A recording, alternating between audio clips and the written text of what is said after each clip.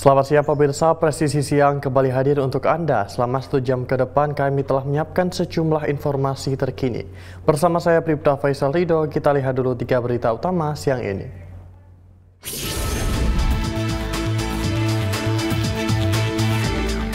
Direktorat Reserse Narkoba Polda Kalimantan Timur melaksanakan pemusnahan barang bukti narkotika jenis sabu-sabu di ruang rapat di Ditres Narkoba pada Kamis lalu.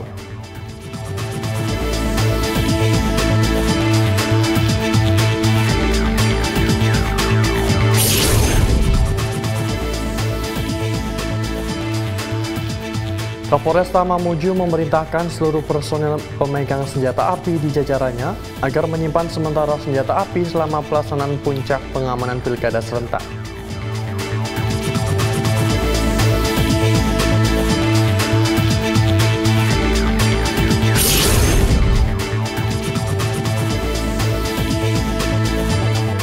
Sebagai upaya mewujudkan generasi bangsa berkualitas, Polresta Tangerang menggelar program pemberian makanan siang bergizi bertempat di SDN 3 Kerasa 4 pada Kamis 14 November lalu.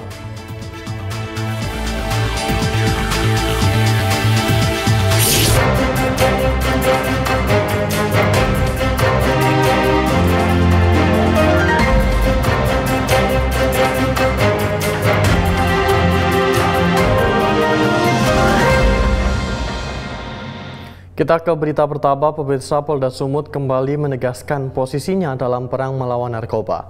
Kapolda Sumut Irjen Pol Wisnu Hermawan Februanto memaparkan keberhasilan pengungkapan tindak pidana narkoba dalam 64 hari terakhir dalam konferensi pers pada Rabu lalu di Mapolda setempat.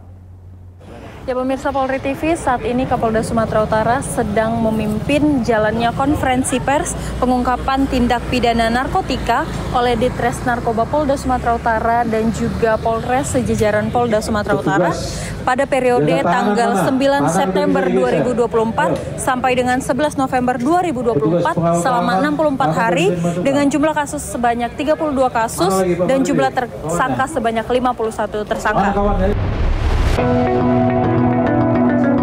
Dalam kesempatan ini, Kapolda menggarisbawahi komitmen penuh jajarannya untuk memberantas narkoba sebagai tindak lanjut dari arahan Presiden. Ia mengungkapkan mulai dari 9 September hingga 11 November 2024, Ditres Narkoba Polda Sumut berhasil mengungkap 32 kasus dengan menangkap 51 tersangka. Barang bukti yang disita meliputi 201,68 kg sabu, 272,23 kg ganja, dan 40.118 butir ekstasi. Kapolda menyebut barang bukti tersebut setara dengan penyelamatan 1,9 jiwa. Kapolda membeberkan bahwa barang bukti sabu ini berasal dari jaringan internasional Malaysia yang masuk melalui jalur laut seperti Bagan Asahan dan Belawan. Sementara itu, jaringan nasional membawa sabu dari Aceh, Rokan Hilir, hingga Tanjung Balai menuju Medan, Lampung, dan Makassar. Sedangkan ganja sebagian besar didistribusikan dari Aceh ke Medan. Nah pemirsa Polri TV, demikianlah yang dapat kami sampaikan pada saat ini dari Polda Sumatera Utara bersama saya Brigadir Gendis Purba untuk Polri TV melaporkan. Sementara itu, pemirsa, Direktorat Reserse Narkoba Polda Kalimantan Timur melaksanakan pemusnahan barang bukti narkotika jenis sabu-sabu di ruang rapat di Ditres Narkoba pada Kamis lalu. Pemusnahan barang bukti narkotika ini mencakup 45,15 gram sabu milik tersangka AI dan 4,9 kg milik tersangka KP dengan total berat keseluruhan mencapai 5 kg. Proses pemusnahan dilakukan dengan mencampurkan sabu-sabu ke dalam air panas yang kemudian diblender dan dibuang ke kloset. Seluruh personel pemusnahan ini dilakukan secara transparan dengan melibatkan pengawasan dari instansi terkait. Kasubdit Penmas Bidhumas Polda Kaltim AKBP Inyoman Wiyana menjelaskan sebagian kecil barang bukti akan digunakan untuk uji laboratorium dan proses pembuktian di pengadilan. Sementara sisanya dimusnahkan agar tidak disalahgunakan. Pemusnahan barang bukti ini menjadi bagian dari upaya Polda Kaltim dalam mendukung program Astacita agar tercipta masyarakat yang bebas dari ancaman narkotika.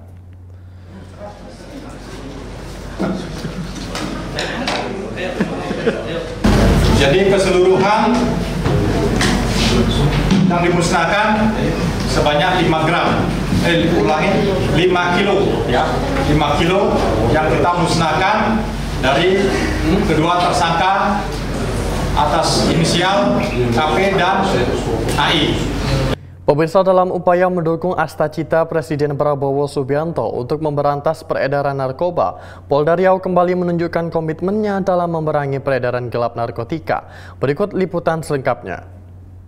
Dalam rangka mendukung program Astacita Presiden Republik Indonesia, saat ini Polda Riau melaksanakan press conference dan pemusnahan barang bukti narkotika hasil ungkap kasus peredaran narkotika jaringan internasional jenis sabu, ekstasi, ganja. Berikut laporan selengkapnya. Dalam kurun waktu 1 bulan dari 20 Oktober hingga 20 November 2024, Polda Riau berhasil mengungkap 171 kasus narkoba dan menangkap 270 orang tersangka yang terlibat dalam jaringan internasional.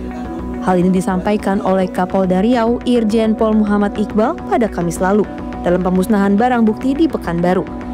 Ia menyampaikan apresiasi dan terima kasih kepada seluruh tim yang telah bekerja keras dalam pengungkapan kasus narkotika ini.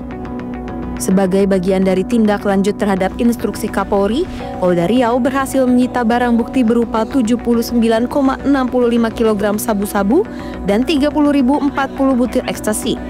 Barang bukti ini merupakan hasil dari pengungkapan kasus narkoba dalam periode sebulan terakhir yang melibatkan jaringan internasional. Upaya Polda Riau dalam memerangi narkoba tak berhenti sampai di sini saja. Polda Riau masih terus menggencarkan operasi pemusnahan di beberapa titik yang dikenal sebagai kampung narkoba. Terkait dengan hal ini, Kapolda menegaskan bahwa tidak ada tempat di Riau yang boleh menjadi sarang peredaran narkoba.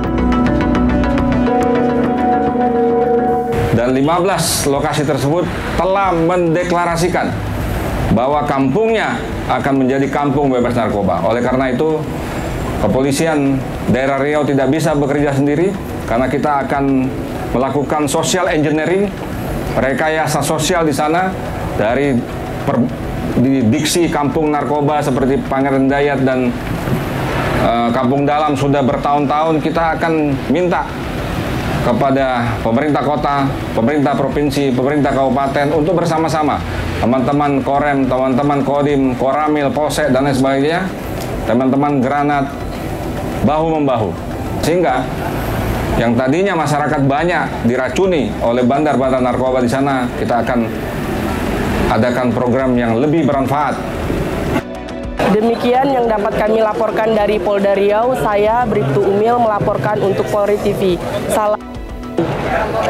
Pemirsa, dalam rangka menciptakan situasi Kaptipmas yang aman dan kondusif jelang Pilkada serentak 2024, jajaran Polres Lampung Utara berhasil mengungkap 9 kasus kejahatan dengan mengamankan 14 orang tersangka. Selama kurang lebih 8 hari kegiatan KRYD, Polres Lampung Utara berhasil mengungkap 9 kasus kejahatan yang menjadi atensi pimpinan dengan menangkap 14 orang pelaku.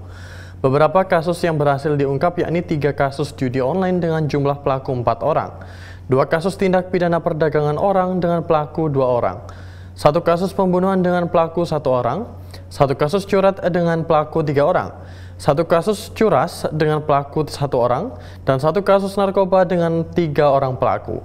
Sementara itu, barang bukti yang berhasil diamankan diantaranya 9 unit ponsel hingga uang tunai senilai Rp4.234.000.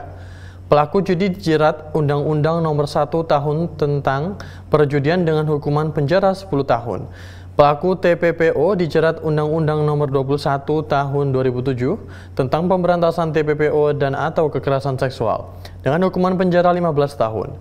Kemudian pelaku pembunuhan dijerat dengan pasal 338 KUHP dengan hukuman penjara 20 tahun. Pelaku curat dijerat dengan pasal 363 KUHP dengan hukuman penjara 7 tahun. Pelaku curas dijerat dengan pasal 365 KUHP dengan hukuman penjara 9 tahun.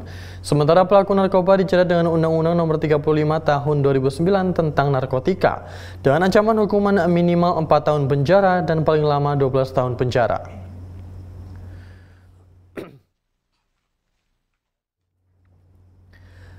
Pemirsa, Kapolresta Mamuju memberitakan seluruh personil pemegang senjata api di jajarannya menyimpan sementara senjata api selama pelaksanaan pengamanan pilkada serentak. Informasinya akan hadir untuk Anda usai jeda berikut ini.